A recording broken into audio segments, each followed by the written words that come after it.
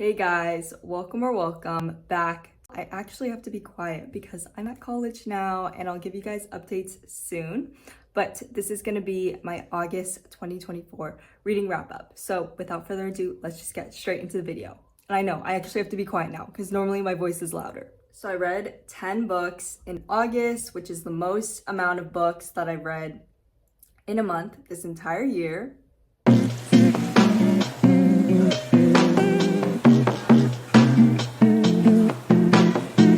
I'll be going in order from the books I read from first to last. And first up is Plain Jane and the Mermaid, and I gave this 3.5 stars. I thought it was endearing. It was a graphic novel that tackles the theme of superficiality and challenges the emphasis society places on our attractiveness. I breezed through it quickly. Jane's bravery and courage were inspiring. Artwork was charming and complemented the story well. So I've already talked about this in another video, which you can watch. Next up is a pretty unpopular opinion. I did give A Psalm for the Wild Bill 1 star.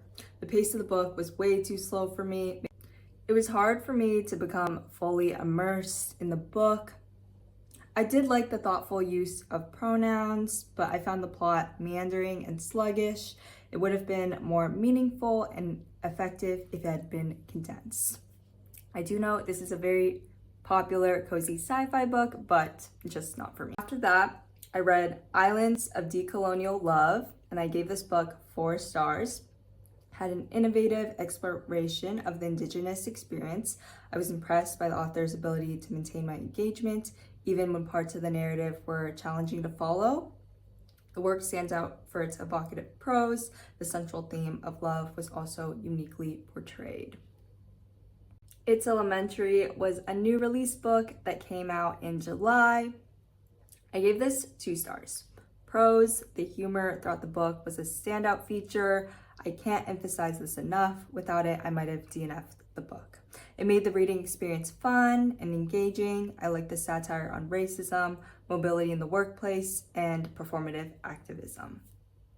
Cons, the plot seemed disjointed, almost like the author improvised the storyline as it was being written. From the beginning, the criminal's identity was painfully obvious to me, which stripped away the mystery element. Mavis, the main character, was frustratingly oblivious sometimes, and the ending was unsatisfying and lacked a strong resolution. Romance subplot seemed insta-lovey and could have been developed better. Also, just realized I'm looking a lot at the computer, so I'll try to read while looking at the camera, like more, so.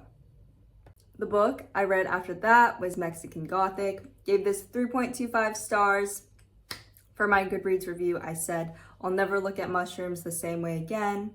I found it most compelling how the horrors within the Doyle family mirror society's pervasive darkness, trapping us in an oppressive culture. The setup in Mexican Gothic is creepy and atmospheric, with an impending sense of dread that kept me hooked for the first 2/3 of the book. The eerie tension was one of my favorite parts. However, the reveal of the horror element left me underwhelmed, and the twist was not sinister enough for me.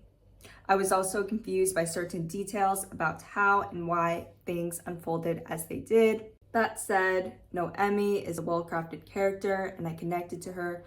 I also appreciated how the novel artistically tackled ideas like eugenics, racism, sexism, and exploitation/colonialism.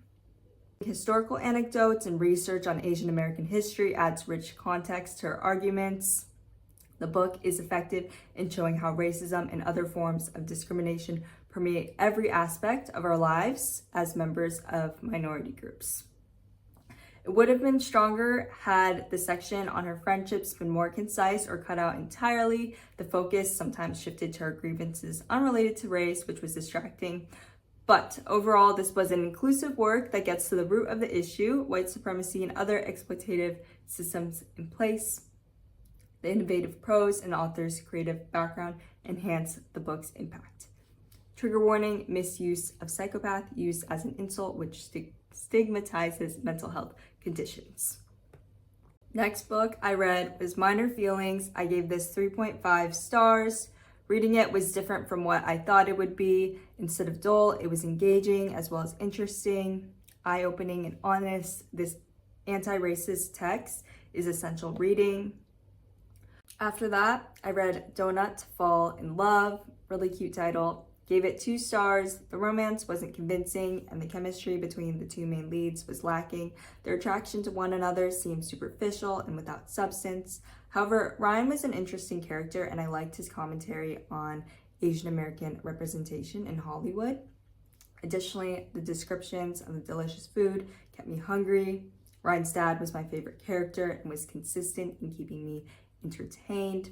While this was a good palate cleanser to keep me reading, I found the romance aspect of it average at best and mediocre at worst.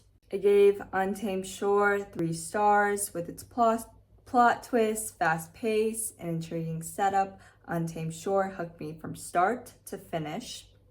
The summer heat added a slow, hazy quality to the novel, and the ending caught me off guard. My main annoyance was the main character as she becomes increasingly unlikable as the plot progresses.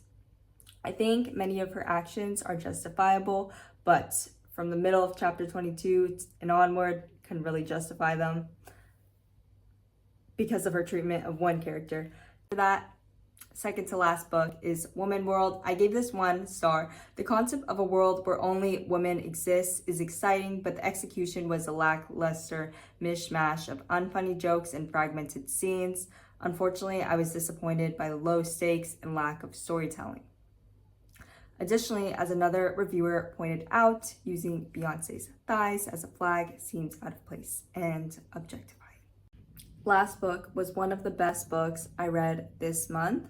Between the World and Me, gave it 4 stars. Highly sobering. Coates effectively dissects what racism boils down to, which is a delusional sense of superiority rooted in American history, policy, and authority.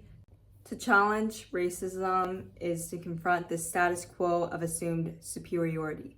He illustrates how racism is easier to deny than to acknowledge, referring to white people as dreamers who live in a comforting but ultimately false illusion built on the labor of the enslaved. Addressing his son, he implores him to reject the dream and see the world as it is. Overall, it is bold and truthful, and it should be mandatory reading for everyone. Though as Coates noted, you can't force anyone to change. As minorities, taking a passive role by hoping that the world is more accepting of us isn't something we can afford to do. Rather, we must embrace our lives as they are now. Guys, I miss filming in my room so much. I feel like I have to speak at a lower volume here. But thank you so much for watching. Sending you so much love and goodbye.